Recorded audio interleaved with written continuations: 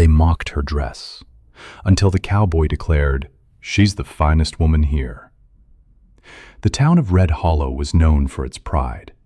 People there cared a lot about how they looked. Clean boots, neat hair, and fine clothes were very important. If someone dressed well, they were respected. If not, they were often ignored. That evening, the whole town gathered for a special event. It was the annual social night held in the big wooden hall near the center of town. Lanterns were hung all around, giving off a warm yellow light. Music played softly in the background, and people laughed as they talked and danced.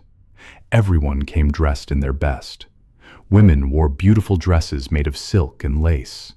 Men wore pressed shirts, polished boots, and shiny belts. It was a night to be seen.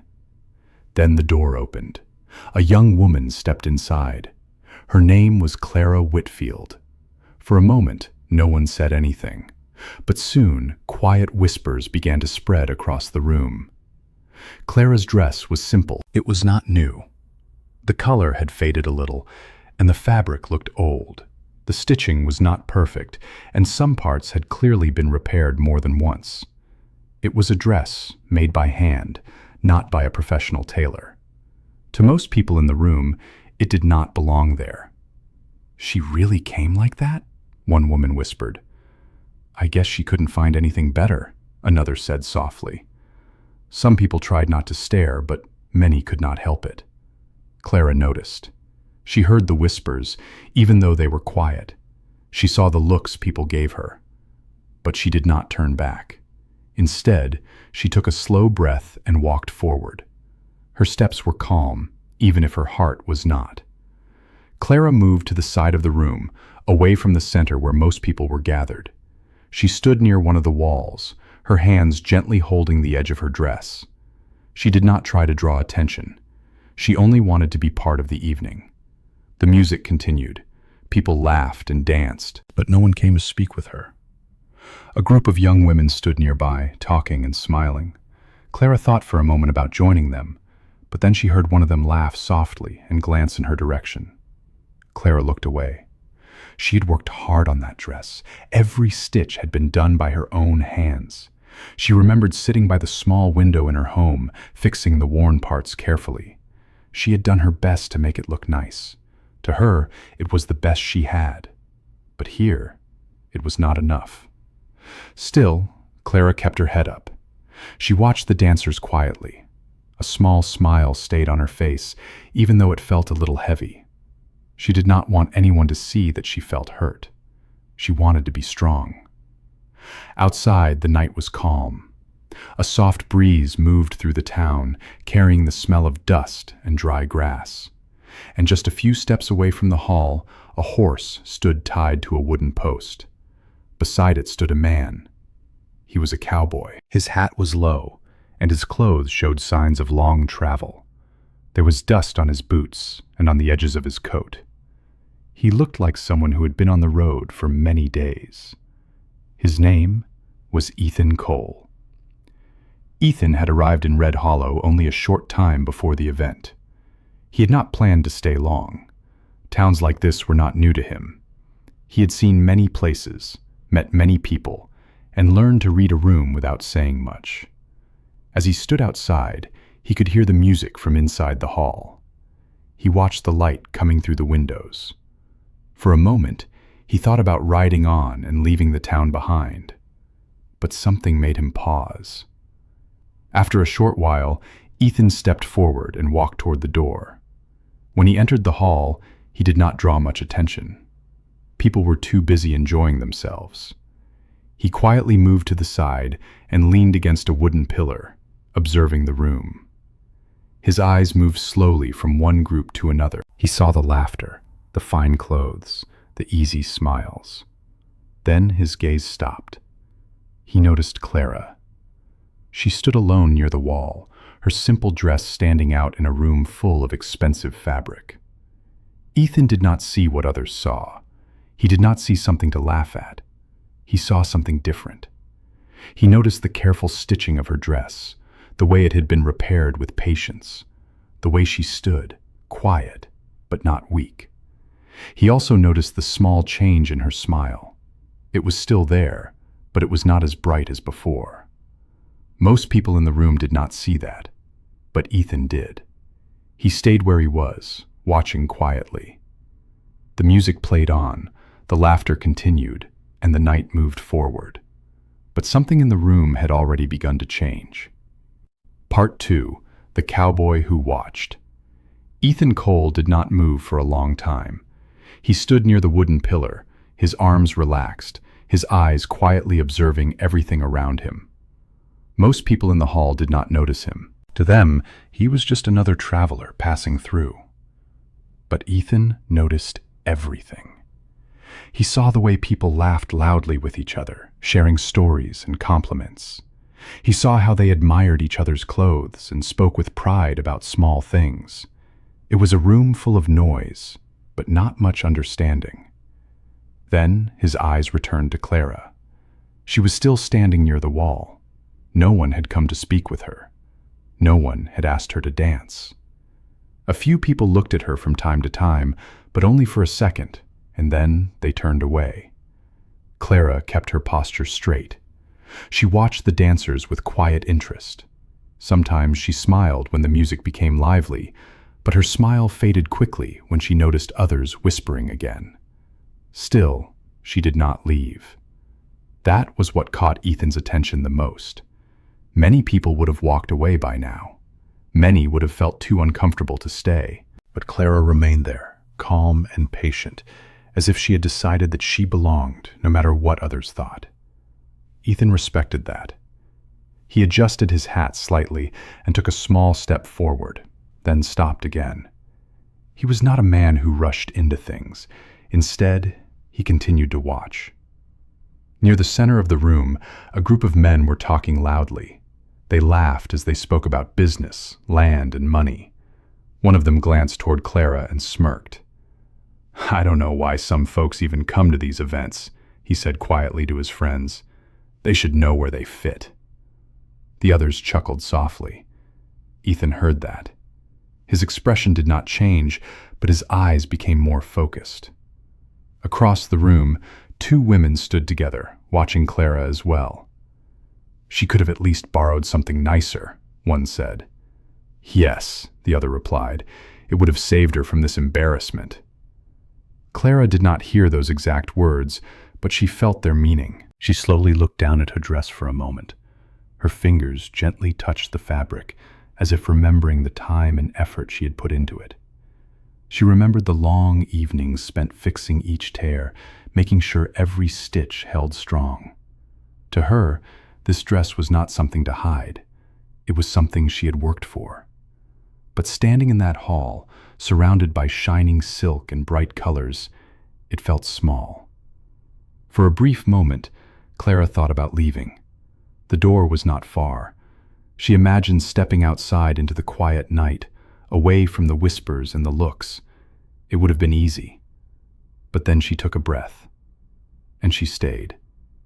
Ethan noticed that too. He saw the moment of doubt in her eyes.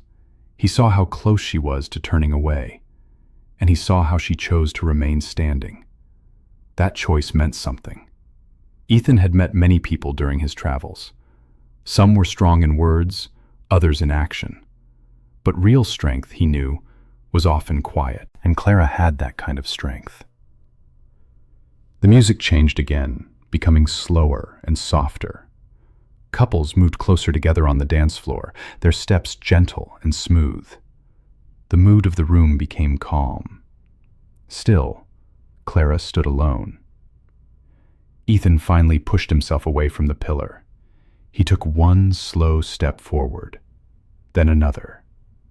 As he walked, a few people noticed him. His boots made a soft sound against the wooden floor. His presence was steady, not loud, but noticeable. He did not head toward the center of the dancers. He walked along the edge of the room, closer to Clara. But before he reached her, he stopped again. Ethan was not unsure. He was thinking. He looked around the room once more. He saw the polished shoes, the expensive dresses, the proud faces. He understood the kind of place this was, and he understood what needed to be done. This was not just about one woman in a simple dress. It was about how easily people judged without knowing the story behind what they saw. Ethan took a breath. His decision was made. Clara, still near the wall, lifted her eyes again and looked at the dancers. For a second, she allowed herself to imagine being part of it, to move freely without feeling out of place. But the feeling passed quickly. She turned slightly, preparing to step back even further into the corner. That was when Ethan moved. This time, he did not stop. He walked straight toward the center of the room. His steps were calm, but there was purpose in them now. People began to notice. The conversations grew quieter, one by one. A few heads turned. The music continued, but something in the air shifted. Ethan reached the middle of the hall and stopped. He stood tall, his hat casting a slight shadow over his eyes. For a brief moment, there was silence around him. Clara looked up, confused. She did not know what was about to happen, but she could feel that something was different, and everyone in the room was about to hear it. Part 3. The words that changed everything. The music slowly faded. One by one, the instruments grew quiet until only a soft note remained in the air. People stopped moving. Conversations paused. All eyes turned toward the center of the hall. Ethan Cole stood there calmly.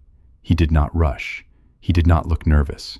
His posture was relaxed, but his presence was strong enough to hold the entire room still. No one knew what he was about to say. Clara stood near the wall, her heart beating faster now. She could feel everyone watching, and for a moment, she wished she could disappear into the quiet corners of the room. But she stayed. Ethan lifted his head slightly and looked around. "I've traveled through many towns," he began, his voice steady and clear. People listened. "I've seen places full of fine things.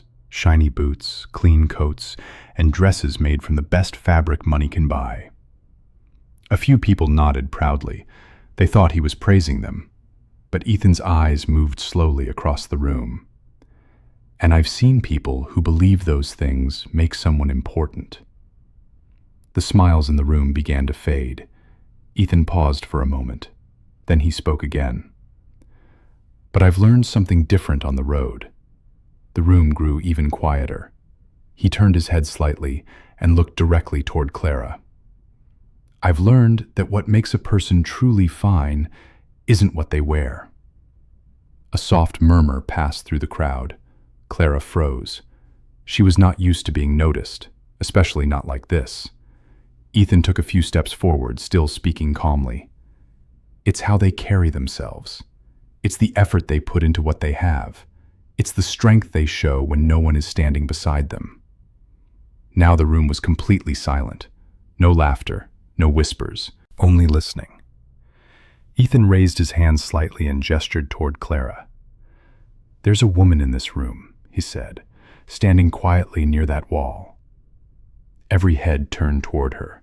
Clara felt the weight of their gaze, but she did not move. Her hands tightened slightly around her dress, but she kept her posture steady. Ethan continued.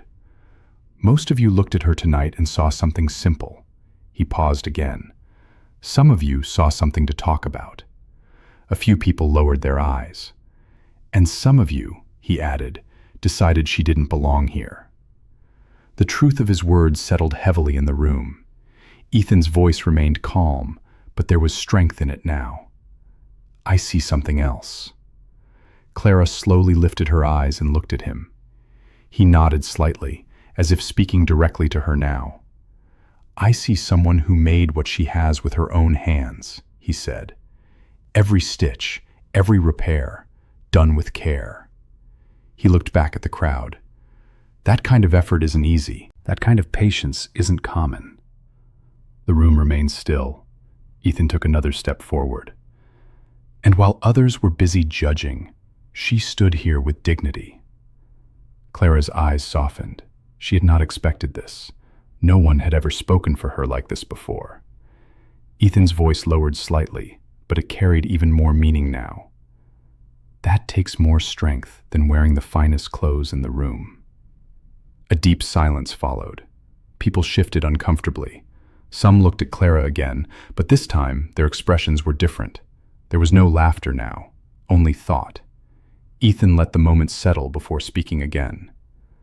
So if anyone here is wondering who the finest person in this room is, he paused just long enough for everyone to listen closely. It's her.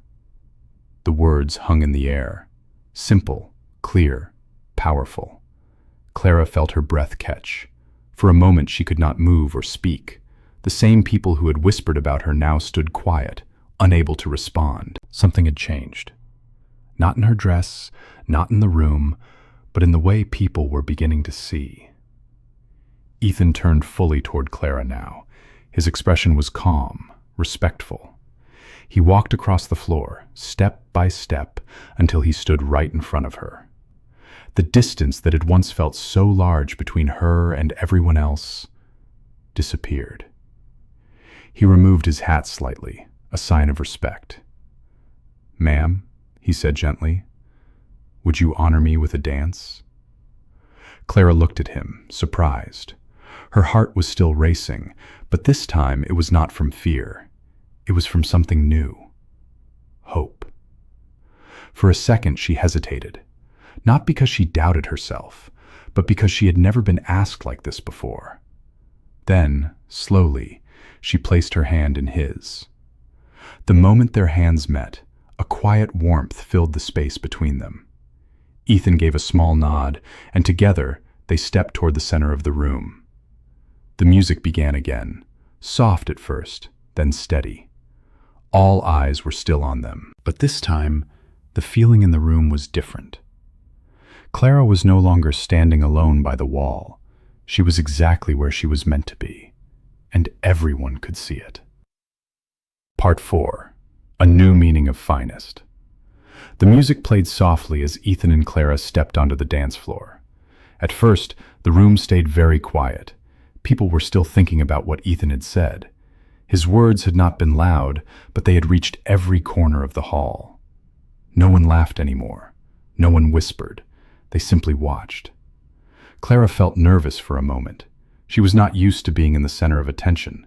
Just a little while ago, she had been standing alone near the wall, trying not to be noticed. Now, everyone was looking at her. But something was different. She was not afraid anymore.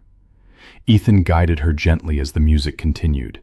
His movements were simple and calm, not fancy, but steady and respectful. He did not try to impress anyone. He only focused on the dance. Clara followed his lead. At first, her steps were careful. She looked down once, unsure of herself. But then Ethan spoke quietly, just for her to hear. "You're doing just fine," he said. His voice was calm and kind. Clara looked up. For the first time that night, her smile felt real. She relaxed her shoulders and let herself move with the music. Her steps became smoother. Her confidence slowly returned, growing stronger with each moment. And something unexpected happened. The people watching began to see her differently.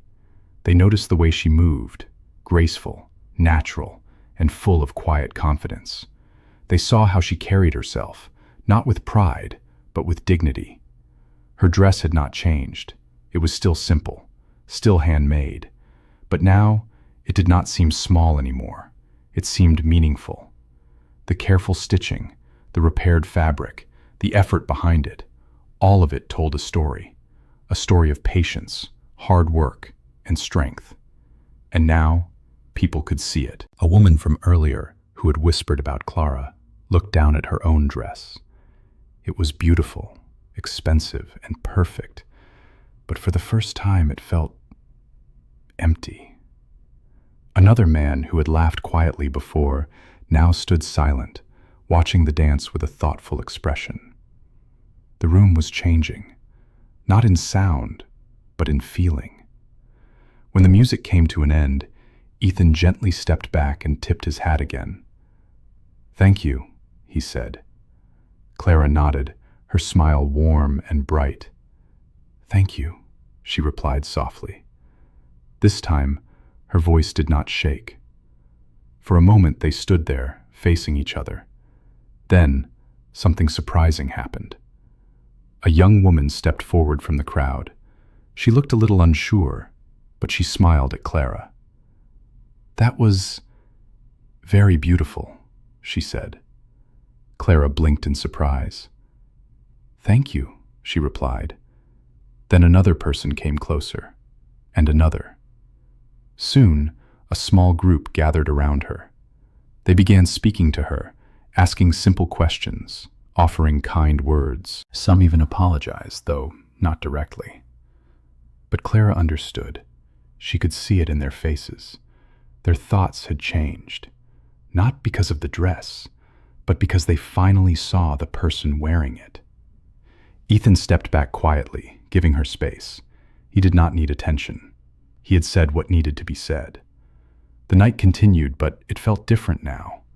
The laughter returned, but it was softer, kinder. More people joined the dance floor, but there was less showing off and more joy. Clara was no longer alone. She spoke with others, even laughed a little. The heavy feeling she had carried earlier was gone. In its place was something light, something peaceful. As the night slowly came to an end, people began to leave the hall one by one. The lanterns still glowed, but the music had faded. Clara stepped outside for a moment, taking a breath of the cool night air. The sky was clear, full of quiet stars. She looked around. Then she noticed something. Ethan's horse was gone. She looked a little further. There were fresh tracks in the dust, leading away from the town. Ethan Cole had already left. Clara stood there for a moment, thinking. He had come into the town without anyone noticing, and he had left the same way. But what he left behind was not small. Inside the hall, people would remember this night for a long time. They would remember the words he spoke. They would remember how quickly they had judged, and they would remember how wrong they had been. From that day on, the meaning of finest in Red Hollow began to change. It was no longer about the richest fabric or the cleanest boots. It became something deeper, something quieter, something real. As for Clara, she walked back into the hall, not to hide by the wall, but to stand among the others. Not because her dress had changed, but because she had always been enough. And now, everyone could finally see it.